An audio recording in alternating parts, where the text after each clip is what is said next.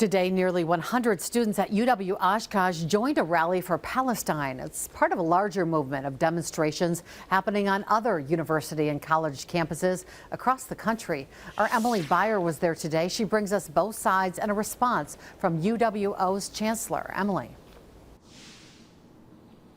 Yeah, Cami, students here telling us that it was important for them to get involved and show support for Palestine. Take a look. The rain not holding anyone back here today. The students marching, shouting shame and free Palestine, asking the school to divest from companies that profit from war, that support the university through funding. The students told me they reached out to campus police to organize a route. They went through campus, wrapping up at the Polk Library. They say they wanted to keep it peaceful, and for the most part it was. But this march in solidarity was met with some opposition. There was a small group of people there shouting, "God bless America." One opposing student telling us they worry about anti-Semitism. Another saying it pains her to see what's happening in Gaza. The university's chancellor also sat down with us this afternoon to give his thoughts. People need to be safe, right? Both Israelis and Palestinians. However, ultimately, without Hamas being destroyed completely, Israel will never be safe.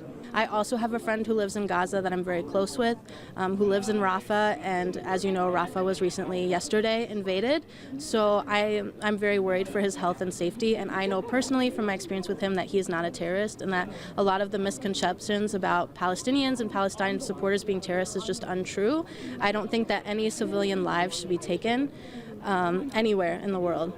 We support our students' First Amendment right to protest, as long as they're doing it lawfully, and every indication from the organizers of this protest, and of course it's happening now in real time, indicates that they are certainly holding true to that. So we are a convener of ideas as an institution, and so exercising one's First Amendment right is natural to us.